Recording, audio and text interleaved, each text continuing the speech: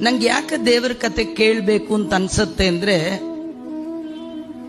ಅವನು ಹೇಳ್ತಾನೆ ನಂಗಿನ್ ಬೇಕು ಅಂತ ಏನೂ ಇಲ್ಲ ಅಂದ. ಯಾರಿಗೆ ಜೀವನದಲ್ಲಿ ಬೇಕುಗಳು ಸಾಕಾಗಿದೆ ಅವರಿಗೆ ದೇವರ ಕತೆ ಬೇಕಾಗತ್ತೆ. ಇವರಿಗೀಗ ಸಾಕಾಗಿದೆ, ಎಲ್ಲ ಸಾಕಾಗಿದೆ. ಈಗ ಕೇಳಿದೆ ಅಲ್ಲಿಗೆ ಬರ್ತೀರಾ, ಇಲ್ಲೆಲ್ಲ ಕಡೆ ಸುತ್ತಾಡಿದ್ದೀನಿ ಅಂದ್ರು. ಇದು ತಿಂತೀರಾ, ಎಲ್ಲ ತಿಂದಾಗಿದೆ ಅಂದ್ರು.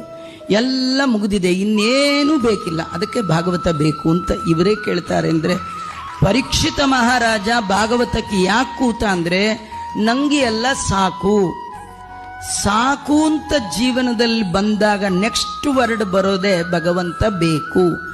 ಯಾರಿಗೆ ಇನ್ನೂ ಬೇಕುಗಳೇ ಇದೆ ಅವರಿಗೆ ಭಗವಂತ ಬೇಕಾಗಲ್ಲ. ನೋಡಿ, ಯಾರೋ ಕ್ಯಾರಿಯರ್ ಹಿಡ್ಕೊಂಡು ಆಫೀಸ್ ಕಡೆ ಅರ್ಜೆಂಟ್ ಹೋಗ್ತಿರ್ತಾರೆ, ಅವ್ರನ್ನ ಕೈ ಹಿಡಿದು ಒಂದು ನಿಮಿಷ ನಿಂತ್ಕೊಳ್ಳಿ, ಒಂದು ಭಾಗವತ ಶ್ಲೋಕ ಹೇಳ್ತೀನಿ, ಅಯ್ಯೋ ಬಸ್ ಮಿಸ್ ಆಗತ್ತೆ ಬಿಟ್ಬಿಡಿ ಸಾರ್ ಅಂತ.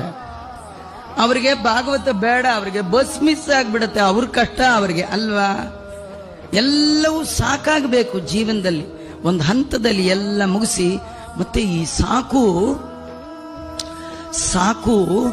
ಅದಾಗದೆ ಬರಲ್ಲ, ಅದನ್ನ ನೀವೇ ಮಾಡ್ಕೋಬೇಕು.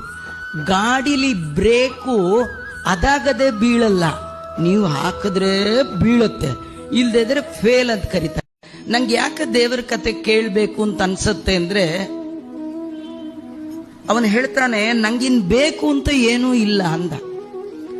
ಯಾರಿಗೆ ಜೀವನದಲ್ಲಿ ಬೇಕುಗಳು ಸಾಕಾಗಿದೆ